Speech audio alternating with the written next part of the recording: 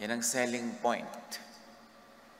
The issue of going to heaven is a source of hope, and the issue of not being able to go to heaven is a cause of fear. Napakaraming iba-ibang reseta kung paano nagkakaroon ng buhay na walang hanggan, kung kani-kaninong salita ang pinakikinggan at ipinapangaral, at yung kung kani-kaninong salita na yon ay ini-interpret pa ng kung sino-sino na kadalasan ang layo-layo na sa turo ni Jesus, ang pinaniniwalaan ng mga taong paraan para magkaroon ng buhay na walang hanggan. Kaya tayo naman sa pagdaan ng panahon ay patuloy na binabalikan talaga yung turo ni Jesus, words of Jesus, dahil natakpan na, natabunan, nalagyan ng mga katakot-takot na sapot ng mga doktrina ng iba-ibang mga grupo-grupo. Ano ang turo ni Jesus? Yun ang dapat alamin ng mga Kristiyano. How to have eternal life according to Jesus, not according to anyone else. Salamat, Panginoon, dahil may buhay na walang hanggan at may daan tungo sa buhay na walang hanggan. Patuloy niyo pong papagliwanagin ang aming isip, ipaliwanag, ituro sa amin ang pamamaraan ni Jesus. Turuan mo kami, Panginoon, na papaglinawin ang aming pag-iisip, mapili, masala ang mga galing sa katuruan mismo ng iyong anak na si Jesus. Maunawa namin ito, maipamuhay at pakinabangan. Salamat. Kayo po ang mangusap. Ama, kayo po ang maging tunay na tagapagsalita sa ngalan ng iyong anak na si Jesus. Luke 10:25 to 37. On one occasion, an expert in the law stood up to test Jesus. Teacher, he asked, what must I do to inherit eternal life? It's a top issue. At itutuloy natin maya-maya ang sagot ni Jesus. Elsewhere, Jesus taught in John 3:16, for God so loved the world that he gave his one and only Son, that whoever believes in him shall not perish, but have eternal life. Nandito na sa John 3:16 yung buong katuruan kung paano magkakaroon ng buhay na walang hanggan. Kaya dapat huwag nang dagdagan, bawasan at paguluhin. And the most important words in this verse are love, gave, believe, not perish, eternal life. Said another way, God sent Jesus, the Word, and the Word is the idea. So God sent the idea, and the idea is the teaching of Jesus. And the teaching of Jesus is none other than love as the way to eternal life. So God sent Jesus as the way to eternal life. God sent love as the way to eternal life.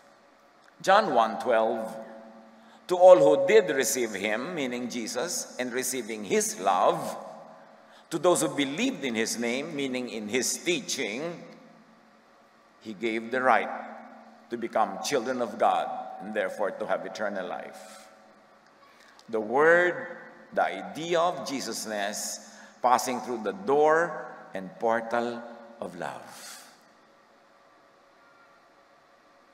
Siyempre, yung korteng pusong love, ano lang yung symbol? Kasi yan ang nakasanayan natin. But the word, the idea, the Son of God that became flesh, passed through the door of love into the world.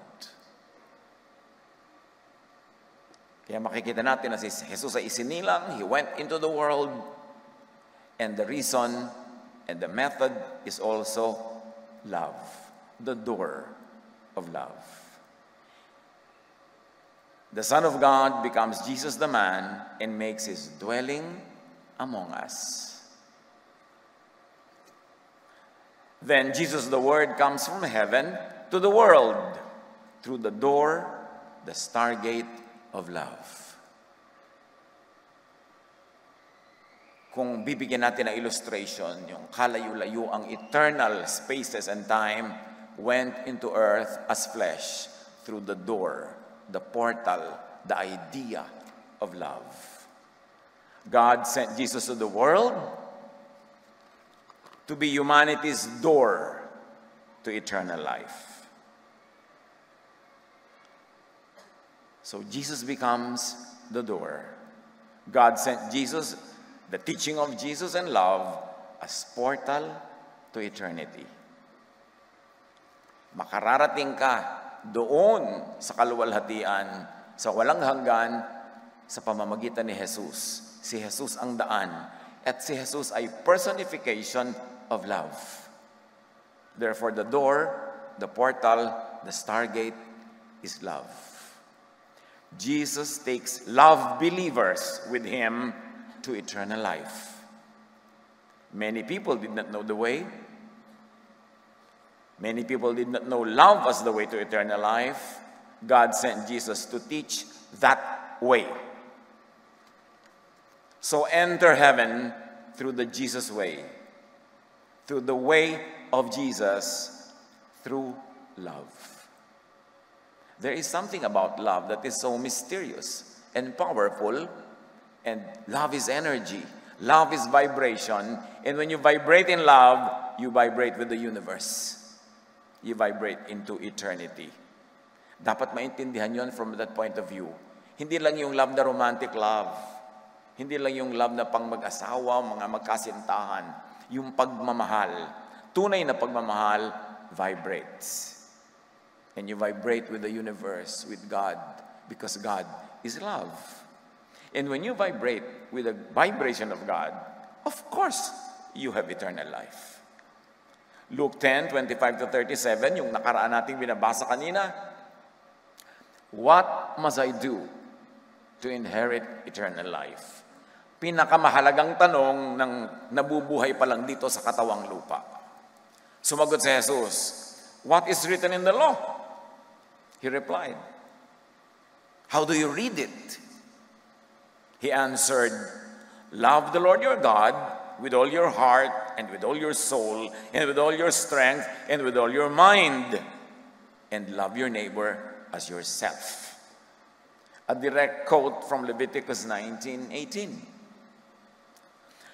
So sabi ni Jesus, ano ba ang nakasulat kung paano ka magkakaroon ng eternal life? Alam naman nung nagtanong, sabi niya, love God and love your neighbor. Yun po, para magkaroon ng eternal life. This is the universal law. It means love God and your neighbor as yourself. This is not the local Jewish legal and ritual law. Nung sinabi ni Jesus, ano ba sinasabi ng law? Anong nakasulat? Ang pinag-uusapan doon, yung way to eternal life. And that law is the universal law of love, not the legal, ritualistic, busisi laws of Israel for their daily, religious, and social life. Hindi yun ang way to eternal life. The universal law of creation, which is love. At sabi ni Jesus, you have answered correctly. Jesus replied, do this, love, and you will live. Love, and you will be saved from death. Sabi mismo ni Jesus. Love, and you have eternal life. Sabi naman ni Peter, Acts 16:31, believe in the Lord Jesus and you will be saved. Which means believe in love, because love is the message of Jesus, and you will be saved from damnation, and of course you will have eternal life. Matthew 22:37-40, Jesus replied, love God and your neighbor. All the law and the prophets hang on these two commandments. Ang dami kasing commandments, nakakalito na, hindi ba naman masunod-sunod lahat, lalo yung mga detalye niyan. Sabi ni Jesus, huwag kayong malito, love God, love others. Yan ang kahulugan ng law. Tapos yung iba, just to fulfill the law, just to follow and implement the law, they become unloving, they become cruel. They go to religious wars, they stone to death. Mga people who don't obey their religious laws, hindi na naging loving ang paggamit sa law, nagamit pa to unlove, to hate. Loving, according to Jesus, is fulfilling all the universal law, not the detailed religious laws of ancient Israel, the law of love. Loving means righteousness. Loving is counted as righteousness. Those who love are counted by God as righteous. Hindi yung nakakasunod sa mga butingting na mga batas ng ancient Israel. Ang nagmamahal ay sumusunod sa Diyos at ibinibilang, itinuturing na righteous. Therefore, loving equals eternal life. Gusto magpalusot pa nitong nagtanong kasi obviously hindi siya loving Sabi ni Jesus, paano ba nagkakaroon ng buhay na walang hanggan? Yun ang tanong niya kay Jesus. Ang inaasahan niya siguro sagot, well, obey all the laws of Israel, do this, don't do that, don't do this, don't do that, and you will be having eternal life. Kaya sabi ni Jesus, love. Verse 29, but he wanted to justify himself for not being all loving, we suppose. So he asked Jesus, and who is my neighbor? Kasi sabi ni Jesus, love your neighbor and you will have eternal life. Sino naman po ang neighbor ko? Of course, ang tanong niya, sino ang qualified na mahalin ko para magkaroon siya ng excuse para maraming hindi mahalin? In reply, Jesus said, and Jesus replied with a story. A man was going down from Jerusalem to Jericho when he was attacked by robbers. They stripped him of his clothes, beat him, and went away, leaving him half dead. A priest happened to be going down the same road, and when he saw the man, he passed by on the other side. May priest, religious leader. Nung makita niyang madadaanan niya yung nakahandusay na biktima, tumawid siya sa kabila at doon siya dumaan para huwag niyang kailanganing harapin at tulungan. So too, a Levite, a very highly regarded religious persona, when he came to the place and saw him, passed by on the other side. Niligtang-ligtangan at iniwas-iwasan nila talaga itong nakahandusay na half-dead. But a Samaritan, as he traveled, came where the man was, and when he saw him, he took pity on him. Naawa yung Samaritan, mga outcast sila, kino-consider na marurumi. Siya yung naawa. He went to him and bandaged his wounds, pouring on oil and wine.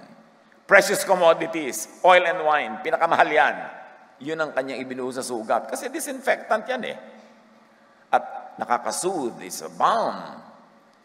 The Samaritan, a non-neighbor, loved. The religious leaders did not. The love of this Samaritan was practical. It was clinical love. It was not sectarian religion, not doctrine, hindi kung ano-anong mga love na interpretation ng mga religions, plain, streetwise kind of love. The next day, he took out 2 denarii and gave them to the innkeeper. Look after him, he said, and when I return, I will reimburse you for any extra expense you may have. So dinala pa niya sa isang tuluyan, sa isang inn, sa isang mini hotel. Kinuha niya ng kwarto, pinalinis niya, inasikaso, at ibinilin pa niya doon sa innkeeper. Alagaan mo siya, kakainin mo, at babalikan ko. Kung pagbalik ko, kulang pa itong mga iniwan ko sa iyong pondo, re-refund pa kita. Alagaan mo. Nagtanong ngayon si Jesus, which of these 3 do you think was a neighbor? The priest? The Levite? Or this outsider, downtrodden, maliit ang tingin na Samaritan? In other words, who loved his neighbor? And the question really is not who loved his neighbor, but who has eternal life then? Because di ba sabi ni Jesus, those who love will have eternal life. So sino sa tatlong yan ang may eternal life? Yung dalawang religious leaders o itong hindi man lang religious leader, hindi man lang religious, considered pa as an outsider? Which of these 3 do you think was a neighbor to the man who fell into the hands of robbers? The expert in the law replied, "The one who had mercy on him." Jesus says, loving, helping others is the way to eternal life. Hindi ito emotion, kundi action. Pansinin natin, mga kapatid, walang binanggit si Jesus na religion o religious act. Hindi niya sinabi, ang nagpabinyag sa tamang paraan ang magkakaroon ng eternal life. Ang sumali sa ganitong sekta ang magkakaroon ng eternal life. Ang nagsusuot ng ganitong kahabang palda ang magkakaroon ng eternal life. Ang ganito ang haircut ang magkakaroon ng eternal life. Sabi, yung tumulong, siya ang may eternal life. Para kay Jesus, that is high religion. Act of love. Minus the sectarian label. James 1:27 echoes the same powerful truth. Sabi niya, religion that God our Father accepts as pure and faultless is this: to look after orphans and widows in their distress. Hindi sinabing mag-ayuno ka hanggang maging kalansay. No. Hindi sinabing huwag ka kakain ng ganito, itong kakainin mo. Kailangan huwag kang ganito't ganon. Dapat meron kang ganitong observation ng Sabbath at blah blah blah. Walang ganon sinabi si James. Na-echo lang ng sinabi ni Jesus. Sabi niya, alam niyo kung anong high religion? Nakatanggap-tanggap at kapuri-puri sa Panginoong Ama sa langit, dalisay, at walang bahid to help the weak and the needy. To love. Hindi man-made doctrines na kung ano-ano. Hindi religious memberships. Walang brand ang spiritual movement and community na sinimulan ni Jesus. Later lang dumating yung mga brands at nagyera-gyera. The brands, sects, congregations incorporated and appeared much later. And of course, once they appeared, Guerra Mundial, mostly claiming to be the one true church and demonizing all other competitors. Kaya nagkagulo. To love is not religious debates and quarrels or wars. It's not rituals or activities. It's not even sacrifices. In fact, God is not delighted with sacrifices. Ano ang tunay daw na paraan para makarating sa buhay na walang hanggan? Ano ang tunay na daan ni Jesus? Itinuro ng Ama sa pamamagitan ni Jesus kasi yung mga tao kahit religious sila, hindi nila alam o nalimutan. Kaya kinailangan pang ipadala si Jesus. Sa Matthew 25, 34-40, sa pagtutuloy ng mga binabasa natin kanina, nung sinabi ni Jesus na eto ang mga maliligtas para silang mga tupa na may mga kambing dyan, yung mga tupa dito, ligtas, yung mga kambing dyan, hindi. Of course, that's only an illustration. Hindi naman yung mga kambing at tupa ang tunay na issue dyan. Then the king will say to those on his right, hinati daw kasi ng king yung mga tao. Isang grupo sa left, isang grupo sa right. Of course, it's an oversimplification, an example. Come, you who are blessed by my Father, take your inheritance, the kingdom, meaning eternal life, the kingdom prepared for you since the creation of the world. Long before corporate religions, ibig sabihin, meron ng nakahandang paraan ng pagpunta sa kingdom. Kasi prepared before the foundations of the world. Religions came much, much later, claiming to be the way to God. Paano nung wala pa sila? Walang way? At sabi ni Jesus, hali kayo, tanggapin ninyo ang inyong gantimpala, buhay na walang hanggan. Bakit po? Ano pa nagawa namin? Hindi naman kami sumali sa mga sekta. Hindi naman kami sumali sa ganitong religion. Hindi kami nagritual. Ano po? For I was hungry, and you gave me something to eat. I was thirsty, and you gave me something to drink. I was a stranger, and you invited me in. Outsider ako, puwera, pero sinali nyo. I needed clothes, and you clothed me. I was sick, and you looked after me, tulad nung Samaritan. I was in prison, and you came to visit me. Ibig sabihin ni Jesus, take your inheritance, eternal life, because you loved me by loving others. Kaya sabi ni Paul sa 1 Corinthians 13, anumang doktrina ang ipagpatong-patungin ninyo, the greatest is love. The way, the method, the truth, the teaching, the love of Jesus is the way to eternal life. Huwag malito. 1 John 4:7-8, let us love one another, for love comes from God. And if it comes from God, it is what will go back to God. Love comes from God, therefore love will go back to God. Sumakay ka sa tide of love to go back to love and to God. Everyone who loves has been born of God or born again. Everyone who loves has been born of love, of God. Paano po yan? Hindi naman ako umattend sa rally sa Luneta para itaas ang kamay ko, para tumanggap. Nagmamahal ka ba? Umiibig ka ba? Tumutulong ka ba? Opo. Anong sabi ni Jesus? Anong sabi ng 1 John 4:7-8? If you love, you have been born of God. Hindi mo kailangan sumali. Alam niyo yung mga nagpapataas, maganda naman. Kung ipapaliwanag kung ano yung ginagawa. Pero yung nagtaas ka lang, akala mo anak ka na ng Diyos. Yumuko ka lang at umusal ng mga dasal-dasal, repeat after me, akala mo anak ka na ng Diyos. Maganda kung naiintindihan ang ibig sabihin ng dasal. Pero kung akala mo dahil lang nagdasal ka o nagtaas ka ng kamay o dumalo ka, naging anak ka na ng Diyos, abay mag-isip-isip ka. Ang mga religions kasi, gusto nila yung magtataas ka ng kamay, uusal ka ng dasal, mag-fill up ka ng form para maging member ka nila. Ganun lang yun. Para may ownership of you. Siyempre, kung ituturo mo na magiging anak ka ng Diyos sa pag-ibig lamang, hindi ka naman sumali sa amin, hindi ka umattend, hindi ka magiging amin. Wala kaming claim sa yung tithes and offering. Kaya kailangan may procedure, may paraan na alam mong sa amin ka na born again, sa amin ka naligtas, para dito ka tumanaw ng utang na loob at dito ka magdala ng offering. Yun lang yun.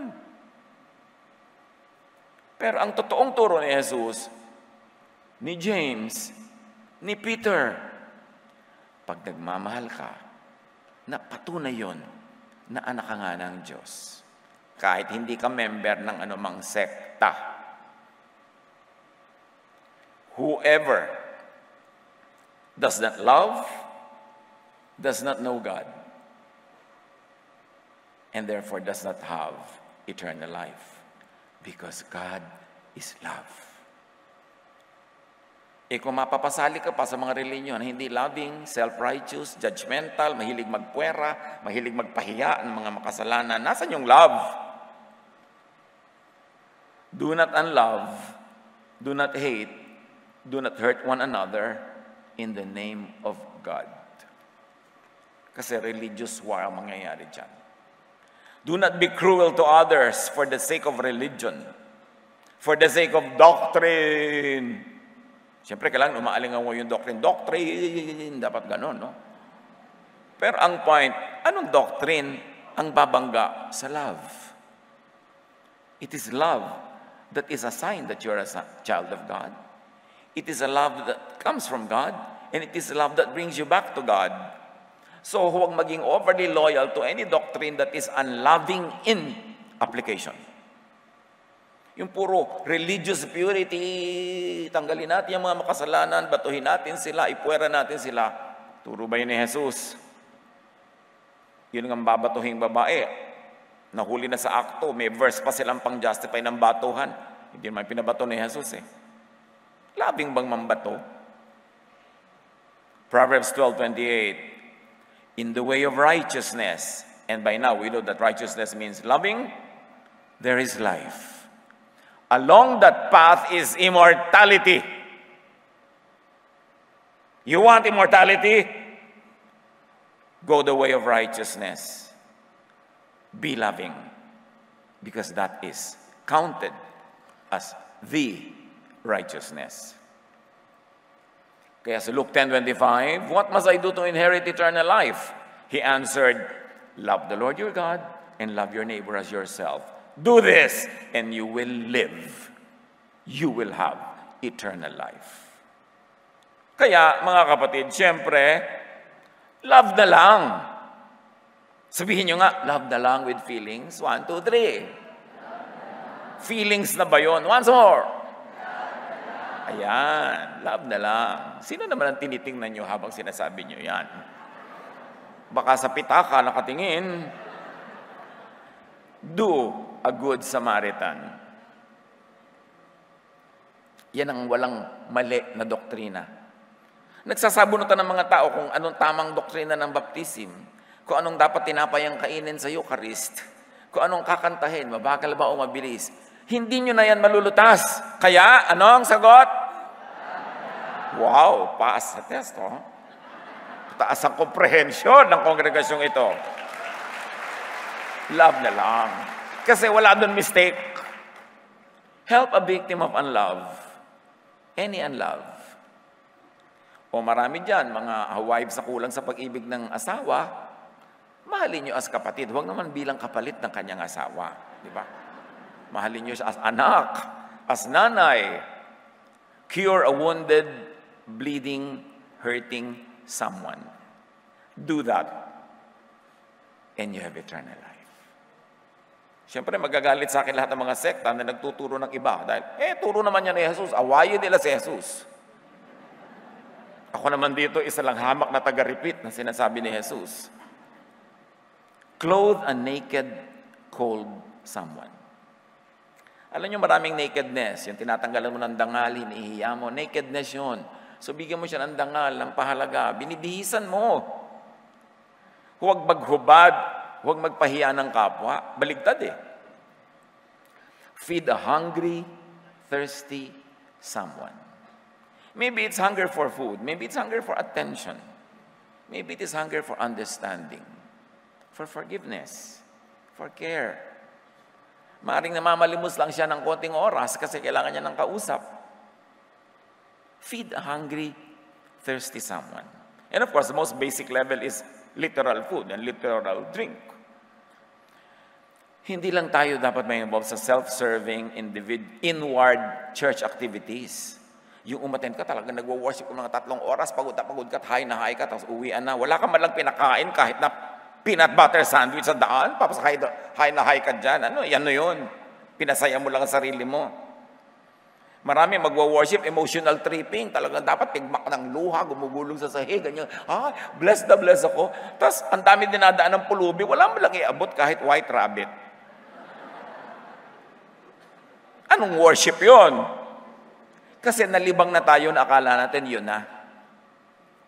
Dapat ang ginagawa lahat nasa bubong dingding ng simbahan. Siyempre, para controlled ka ng church, dapat lahat nasa loob. Pero nasa labas ang tunay na service. Anong saysay ng asin? Nasama-sama lang yung asin sa loob ng lalagyan. Kailangan lumalabas ka para bigyan ng lasa, pigilin ng pagkabulok ng maraming bagay. Help others to survive. Makatawid. Maraming tao kailangan lang nila makatawid eh. Hindi mo silang kailangan pakainin ng 1 taon. Yung patawirin mo lang sa gutom ngayon, pakainin mo lang. Mamaya makakagawa na yan ng paraan. Kailangan lang makatawid. Yung lungkot na lungkot lang, kailangan lang niya makatawid. Konting kausap. Alam niyo, one of the saddest funeral services I ever do, kung nagpakamatay yung yumao. Sad. Wala ka maimbentong comforting words para sa mga namatayan. At marami mga nagsisisi, naku, magpapakamatay na pala siya. Kung alam ko lang, kinausap ko sana. Busy kasi ako kanina. Hindi naman talaga natin alam kung sino nagbabalak tumalon. Pag nalang tumalon na, tsaka mo malalaman. Pero ba't maabangan pa yung dumating yun? Help others to survive, makatawid, kahit oras lang, kahit sandali. Bigyan ng panahon, bigyan ng pansin. Kasi yun namang ating mga moments of extreme sadness to the point that we become temporarily insane, saglit lang yun eh. Mapakain mo lang, mapansin mo, makakatawid na. Help others to live full lives. Kung may kakayanan ka na magbigay sa mga tao ng pansimulang negosyo, kahit maliit, para sila umunlad, hindi yung laging aasa sa'yo. May kakayanan ka na magbigay ng chances, opportunities, magpaaral. Kung di mo man pag-aralin ng 1 buong kurso, kahit 1 semestre, mabigyan mo ng tulong. Pangtawid. Yung susunod. Saka na yun. Yun ang love. Yun ang gusto ni Jesus. At yun ang ginawa niya. Sa buong ministry niya, ang dami niya itinatawid. May karamdaman, papagalingin. Sabi nga nila, may isang babae that had 7 demons na pinalayas ni Jesus. Well, it could be literal demons, but I like to believe those are 7 psychiatric demons. Siguro, depressed, sad, hopeless, nagkakaroon ng mga panic attacks, nagkakaroon ng anxiety, kung ano-ano. Pero dahil sa pagtanggap ni Jesus, sa pag-ibig niya, naitawid at sinabi, napalayas ang 7 demonyo. Hindi naman kailangan yung mga demonyo yun, may pakpak na itim at may hawak na malaking tinidor. Kasi maraming inner demons na gumugulo sa atin. Ang kailangan ng tao, pagmamahal, pag-ibig, pagtanggap, hindi sermon, hindi paghusga. Ang kailangan niya, yung ginagawa ni Jesus, pag-ibig. Yan ang pandemic. Ang tunay na pandemic is lovelessness. At napakarami, zombie, buhay ang katawan, pero patay ang espiritu because of lack of love, lack of happiness, lack of joy, lack of peace. Kaya sabi ni Lord, I'll give you rest, I'll give you peace. Yan ang mga pangako niya. Hindi condemnation, hindi kung ano-ano mga sacrifices ang hinihingi niya. Magpahinga kayo. Sabi niya, I came to give you rest. Jesus, the Word, the idea of love, came from eternity, from God. Came to this world for His mission of love. And after completing His tour of duty, returned to eternity, to the Father. Do the same. You and your spirit came from God, from eternity. You were sent to this world for a picnic, an excursion to the earthly garden. You were sent to this world for a mission of love and also personal recreation. Do that. So John 14, 1-27, My Father's house, sabi ni Jesus, has many rooms. I am going there to prepare a place for you. I will come back and take you to be with me, that you also may be where I am. Thomas said to him, Lord, we don't know where you are going, so how can we know the way? Jesus answered, I am the way, and the truth, and the life. No one comes to the Father except through me. In other words, no one comes to the Father except through me, the door, except through the door of love. Whoever believes in me will do the works I have been doing. So works na naman, works of love. Balik-balik dun si Jesus. Walang nakakalito. At sabi niya, if you love me, keep my commands. And that is the command, love. Sabi niya, I'll give you one command, love. And I will ask the Father, and He will give you another advocate to help you and be with you forever, the Spirit of truth. So ang mga tao, parang nalulungkot dahil sabi niya, Jesus, ako pupunta na sa Father. Sabi niya, pero kayo malungkot. I will ask the Father to send you the Holy Spirit. At katumbas na rin nun yung nandyan ako. Before long, the world will not see me anymore, but you will see me. Because I live, you also will live. Pero meron niyang parenthetic expression, because I love, so you also should love. Therefore, because I live, you will also live. On that day, you will realize that I am in my Father, and you are in me, and I am in you. When? What day? When Jesus sends the Spirit of truth, the advocate. Whoever has my commands and keeps them, and what's the command? Love, is the one who loves me. The one who loves me will be loved by my Father, and I too will love them and show myself to them. And Jesus replied, anyone who loves me will obey my teaching. My Father will love them, and we will come to them and make our home with them. Yung mga iba, walang ginawa kundi abangan ang langit. Na pumunta sila dun sa langit. Of course, marami kasing symbolism yung travel to eternity. Pero sabi ni Jesus, I and the Father will be with you. Huwag kayong mag-worry, kami pupunta sa inyo. Kaya sabi niya, thy kingdom come, thy will be done on earth as it is in heaven. Anyone who does not love me will not obey my teaching, will not love. Anyone who insists on the unloving law, on the unloving justice, sabi niya, they don't really believe in me. Kaya nakakalungkot ang dami nagtumatawag sa sarili nila Christian, pero actually, hindi si Christ ang sinusunod, Pharisees. All this I have spoken while still with you. But the Advocate, the Holy Spirit, whom the Father will send in my name, will teach you all things and will remind you of everything I have said to you. Anong ipapaalala? Yung sabi ni Jesus, hindi yung sabi ng iba. Kaya ang dapat alalahanin, gunitain, balik-balikan, yung sabi ni Jesus. At sa Acts 2, verses 1 and so on, when the day of Pentecost came, they were all together in one place.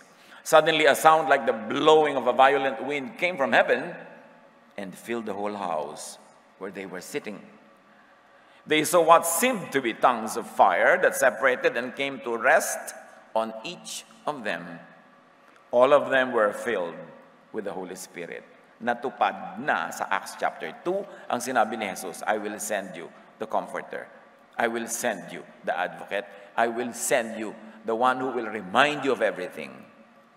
Amazed and perplexed, the people ask one another, what does this mean? Bakit sila nag-i-speak in the tongues of the world and the languages of other cultures? Then Peter stood up, raised his voice, and addressed the crowd. This is what was spoken of by the prophet Joel. In the last days, God says, I will pour out my Spirit on all people. Pag may nagtatanong, Pastor, last days na po ba ngayon? Iha, basahin mo yung Acts chapter 2. Doon pa lang last days na. Nagyari na yung dapat mangyari. Ano yon? Not the end of the world, but the end of the temple world. The end of the world of the law. Dahil dumating na ang world of love. World of grace. Ushered in by the presence of the Holy Spirit, most dramatically exhibited at Pentecost. Naganap na noon pa man sa Pentecost. Paano magkaroon ng eternal life? How to go back to heaven? Bakit back? Because our spirit came from God. When we die, the body returns to the ground and the spirit returns to God who gave it. How do you go back to God? Do your tour of duty. Live on this planet. Live your life. Live your earthly life to the fullest. That's what God wants. Sabi ni Jesus, I came that you might have life and have it to the full. Tapos ang gagawin ng maraming religious group, pangangayatin ka sa walang katapusang fasting. Ipagbabawal lahat ng ligaya at sarap. Meron pang nagpapahirap sa sarili at sasabihin, sa langit ka na bumawi. No! Ang sabi ni Jesus, I came dito na, now na, that you might have life and have it to the full. Don't suspend your joys, your happiness, your pleasures, and very especially your acts of love. Sabay-sabay lahat yan. Love others, sabi ni Jesus, as you love yourself. Therefore, you should also love yourself. So do this. Love and recreate. Recreate creation. Plant trees. Clean the environment. Do your artistic and creative endeavors because God creates, we recreate. Ang kinreate lang ng Diyos, do, re, mi, fa, sol, la, ti, di ba? Pero you recreate. You make all the compositions, all the music out of those notes. Because God gave you the power to recreate. Not to create, siya lang ang nakikreate. But we recreate. We encourage people to blossom in their fields, in their talents, in their arts, because that is worship. When you develop your talent, you are worshiping the one who gave you the talent. Hindi lang confined sa religious activity ang worship. Pina-franchise kasi. Do all that, then return to God, to eternity, through the same way you came, through the same way Jesus came, through the way of love. Ecclesiastes 12:7, the dust returns to the ground it came from, and the spirit returns to God who gave it. Alam nyo, itong mensahe natin, ito pagkahaba-haba-haba-haba. Kaya in-split ko into 2, mamaya ng second service yung part 2. Pwede na kayo sa part 1, pwede na rin yan. Pero kung gusto nyo, stay, meron tayong part 2. Pero ang paupuin nyo naman yung bagong darating kasi nakaupo na kayo ngayon eh. Love, di ba? Ano nga? Yun. Do the excursion from eternity to this world, then back to eternity. Huwag niyong problemahin yung kamatayan. Problema yan ng Diyos.